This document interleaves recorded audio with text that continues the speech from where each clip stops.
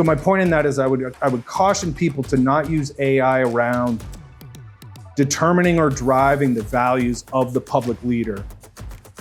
So I would not use it for necessarily kind of the what. I would use it to help with the how, right? How do we go out? How do we engage people around this legislative initiative? How do we go out and target persuadable constituents?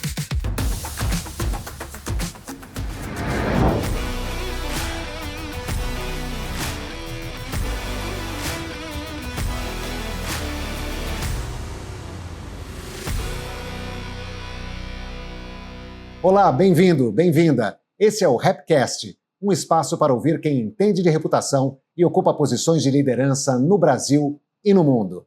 A cada episódio, abordamos como a reputação vai além de um conceito e se torna um ativo estratégico que molda o destino das maiores organizações. Para esse episódio, tenho a grande honra de receber o norte-americano Roger Fisk, estrategista político que trabalhou nas campanhas presidenciais de Barack Obama nos Estados Unidos e coordenou áreas de comunicação no governo americano. Roger também tem experiência no setor privado e é hoje uma referência global em liderança e cultura organizacional. No momento dessa gravação, estamos às vésperas do Repcom Brasília, evento da FSB Holding que vai discutir a comunicação na gestão pública. Hoje, o Roger foi convidado para uma reunião no governo, que gentilmente cedeu esse espaço aqui no Palácio do Planalto para a nossa gravação. Nossa conversa será em inglês e você pode acompanhar as legendas em português. Roger, welcome. It's great to have you here. Thank you very much for accepting our invitation. Thank you so much for having me. I'm excited to be in Brasilia. I look forward to Repcom tomorrow, and I want to thank FSB Holdings for having me and the warm welcome that I've gotten from people throughout the city since I got here. So thank you. That's great. Roger, Obama's first campaign made history with the way it engaged voters and raised so much from individual donors. Everybody talks about it till today. What did you do and the team do differently at the time to make that happen? And what were the biggest challenges along the way? Sure. One of the most foundational answers is, and this applies to private sector and political campaigns and governing, is to not start with the product or the policy, but start with the person. Who is it that you're trying to reach? Where do they live? How are they living their online lives? How are they getting their information and making their decisions? And educating yourself on that, and then working backwards towards how your organization or product or cause is going to reach out to them. The benefits for that are multiple. If you focus all your energy on the individual, then as technological changes come into the individual's life, your positioning around that will change as well because you're being driven by that individual. As any number of other factors come along, like I said, technological or political, economic. I think one of the cautions for communicators is when they sit in a bubble thinking about their cause or their product, and not enough time thinking about the individual that they're trying to reach. So we based our entire campaign, our online tools, our messaging, all on the individual and giving them the tools to bring about change in their own life. And you see that narrative arc throughout the entirety of the two Obama campaigns and the two administrations. And for example, it's what allowed us to navigate the migration from desktop to the phone, because that played in perfectly to us focusing on the individual.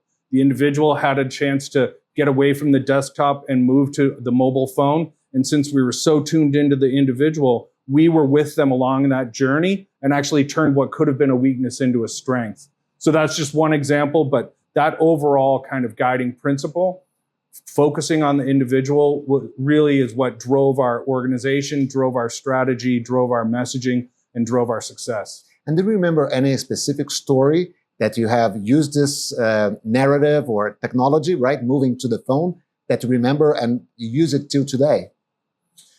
Yeah, it's up until the first Obama campaign, the traditional question from voters would be, what do you stand for? And by virtue of us focusing on the individual, we flipped that and said to the voters, what do you stand for? And then we gave them tools. Basically, you could come to our website and create a personal profile, and you could actually generate political activity from our website, you or me or any of us.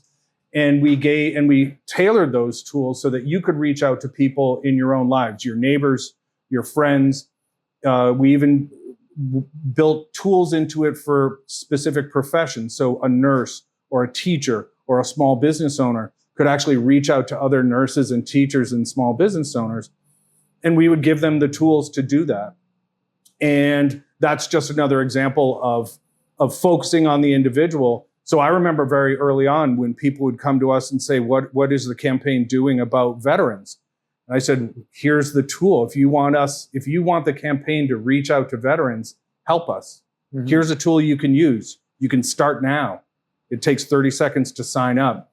So it was a wonderful way of bringing them into the values and the operational elements of the campaign, and then putting the onus on the individual. If they wanted us to have the campaign be more active in a particular constituency or a particular geography, then we gave them the tool to go out there and do that. And of course, we would partner with them and try to force multiply their efforts.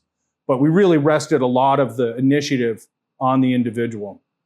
That's great. And moving now from campaigning to the administration itself.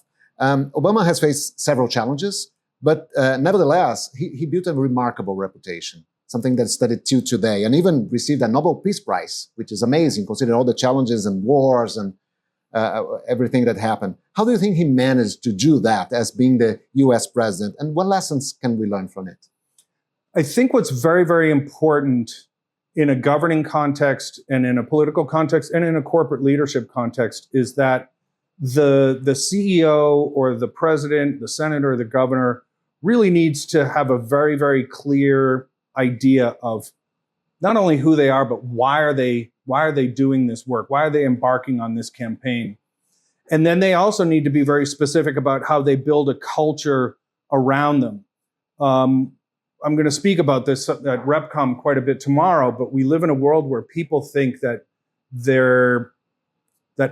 the way people perceive them is driven by what they say, when in fact perceptions are really driven by what you do.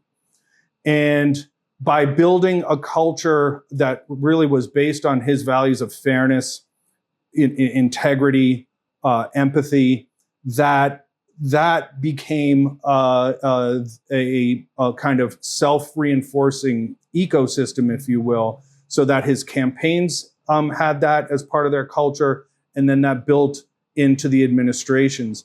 But anytime I talk to anyone who's thinking about running for office or in any kind of leadership, I tell them to start with a blank piece of paper and to sit down and think through exactly who they are. What is this organization? What are the challenges, and why do they want to embark on this? Because if they don't know that, if they can't answer that for themselves, they're going to build a culture around them that doesn't know that, and then that culture is not even going to know what the culture is actually selling. Your comm staff and everyone else. When I think back to some of the candidates that we defeated, most of them were in situations where they were constantly reacting and pivoting, instead of having, a true North Star of who the principal is, why they're in that campaign, and what the principal wants to do. So that, to me, is how you build a legacy, is by having a very clear set of values and making sure that how you operate, how you hire people, how you onboard them, and how the whole organization functions every day is an amplification of those values. And that's why you end up all over the world with a very clear sense of who Obama was and is, because the organization that he built around him really amplified those values.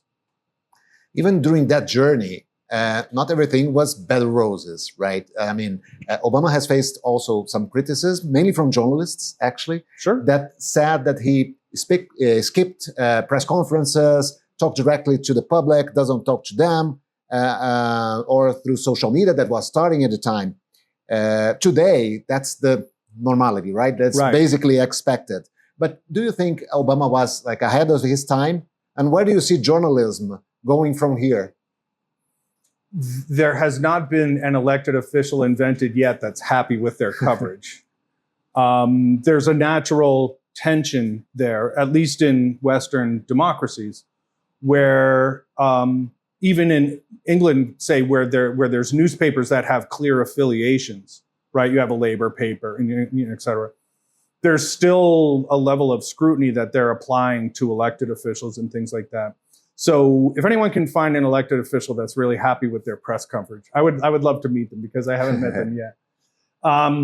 But I do think that one of the keys to that, most of the criticism of President Obama was that they were very controlled. If you look at the current administration, for example, they're just doing what we call press availabilities 2 and 3 times a day because this is an individual, the current president of the United States, who wants to have multiple interactions every day with the press and is less about a structure or a strategic framework about how they approach their messaging. So it's more of the moment, kind of free flow kind of thing. And that resonates for some people. President Obama's approach was more strategic and more surgical, which is, why am I going out in front of the cameras today? What is it that we want to, achieve and as progress in a particular legislative agenda and things like that? Because he himself is just more of a structured, disciplined person. So in a lot of ways, almost back to my point about the values and the personalities of the principals themselves, how they interact with the press are really kind of echoes of who they are as people. So if you have a disciplined, strategic individual, they're probably going to have a disciplined and strategic relationship with the press.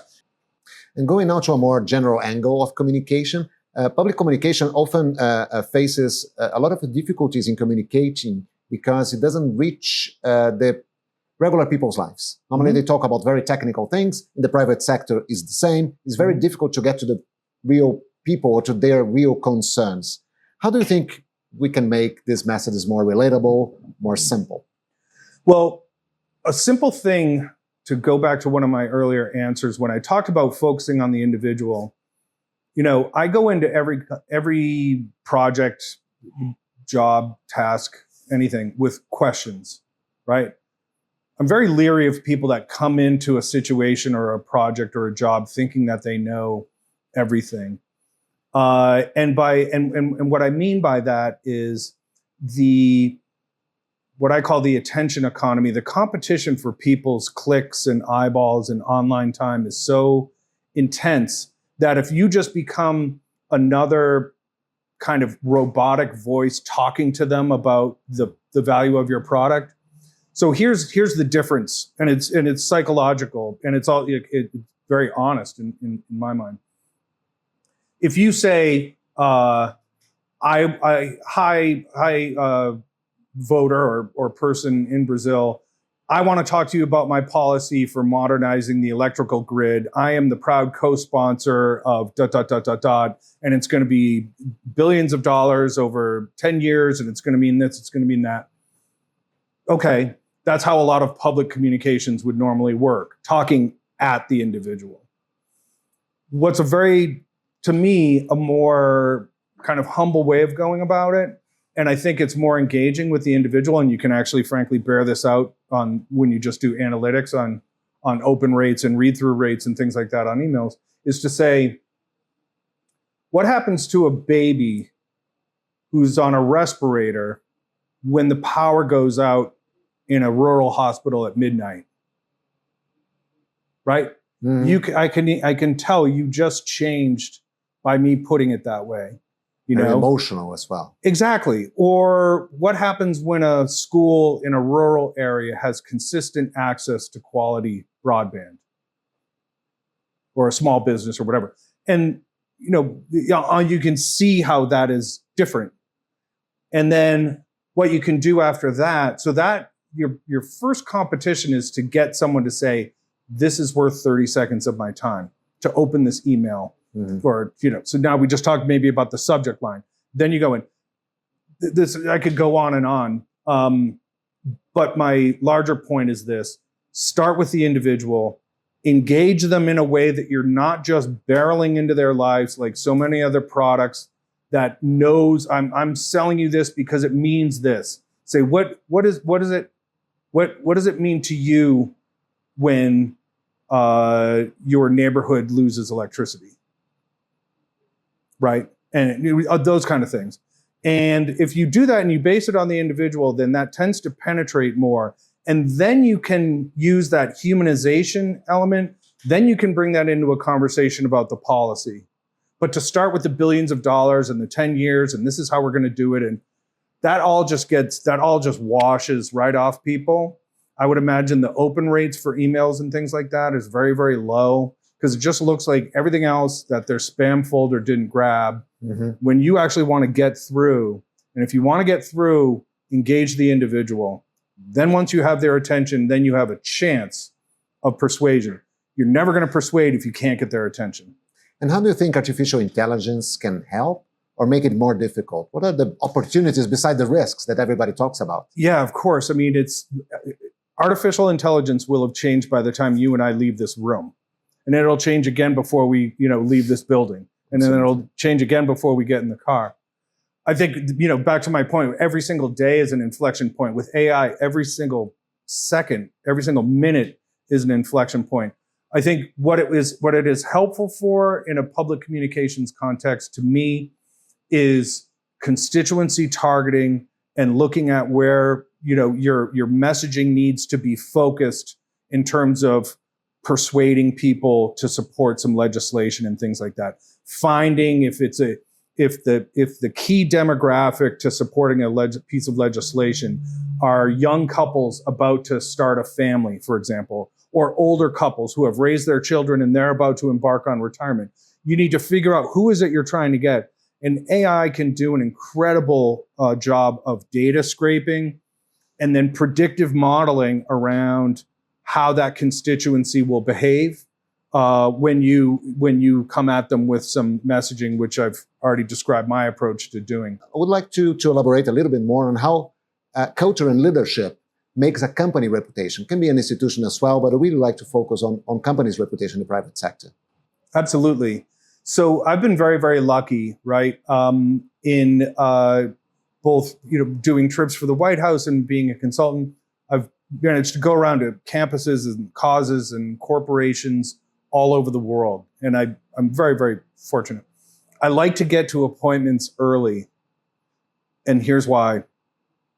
Because if I sit there for 10 minutes and I watch how people walk around and how they talk to each other, I know more about that organization and the leadership of that organization than anything they're going to show me on a PowerPoint.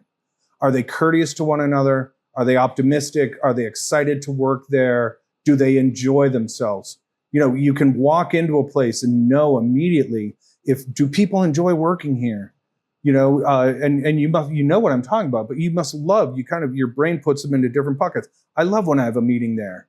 Everyone's so upbeat there.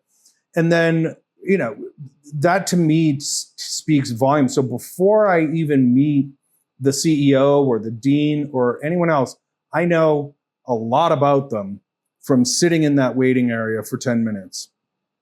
And then that extrapolates out. And I'm not, it's not like the final word or anything like that. But, to give you to build on one of my earlier answers, there CEOs and presidents, governors, et cetera, are very, very well served by creating, not only having curiosity themselves, being in a posture of constantly learning, constantly not questioning themselves, like their values, but constantly learning. And ideally building a culture around them that constantly has questions and is convinced that there's more to know. Certainty is very, very much rooted in the 20th century.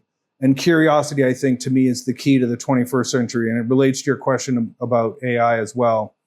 A culture that is curious, a culture that has questions, like my answer about the campaign basing itself on the individual, a culture that has questions and is curious will always adapt and change and succeed because they are curious. A culture that is certain, a bunch of people sitting in a conference room determining what the messaging is going to be without talking to a consumer or a voter, and starting with that individual and coming back to the product instead of starting with the product and going to the individual, which is a much more 20th century model, they are going to get left behind.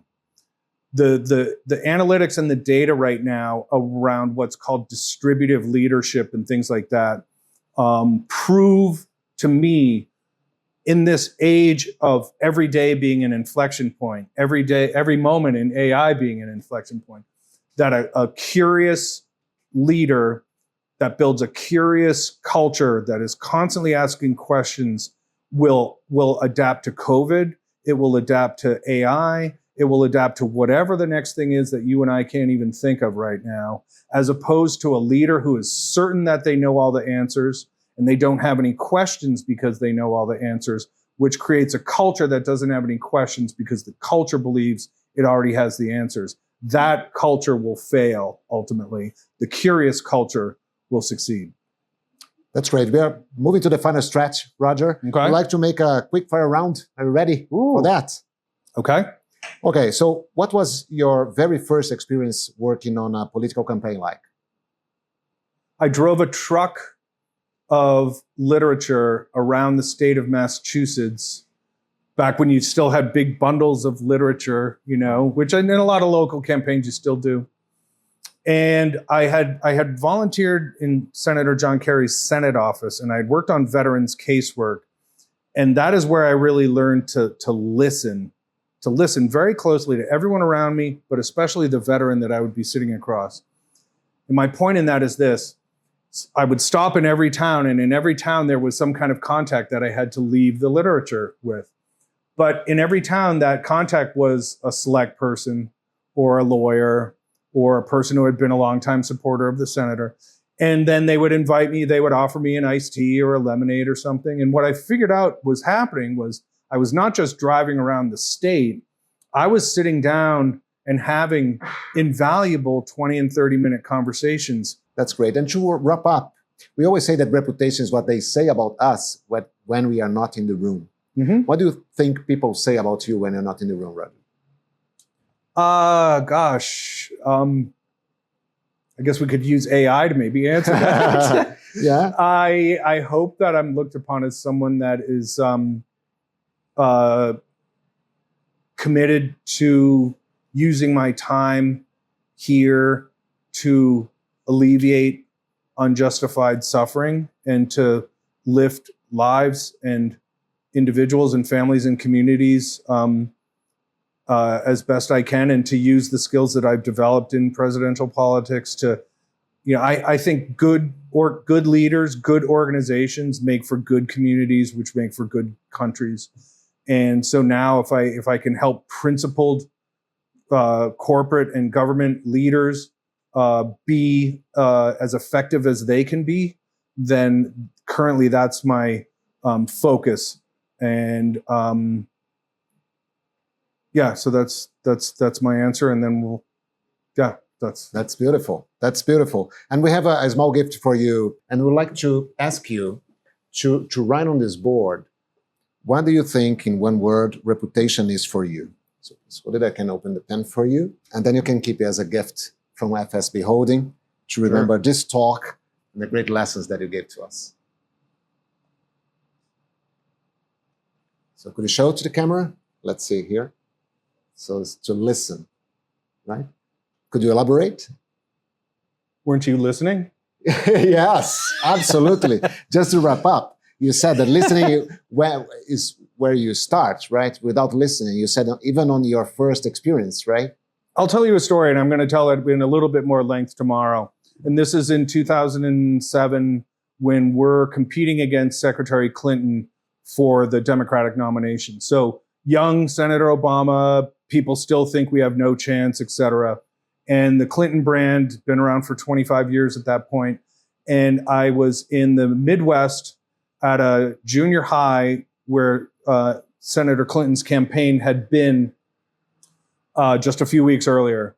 And I'm walking down the hallway. It's like my second or third visit there. We're probably 3 days away from Senator Obama being there.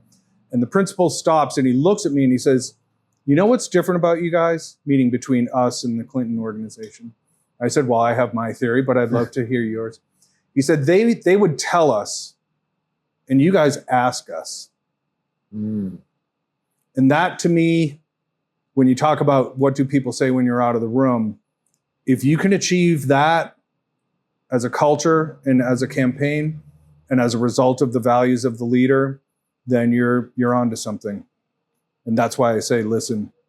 That's great. Roger, this has been a real masterclass. Thank you very much for being with us. Thank you to FSB Holdings, and I'm thrilled to be here in Brazil. Thank you again. E para você que nos acompanhou, lembre-se, a reputação é um ativo estratégico que precisa de atenção constante. Fiquem ligados nos próximos episódios do Repcast, aqui nas redes da FSB Holding. Até a próxima!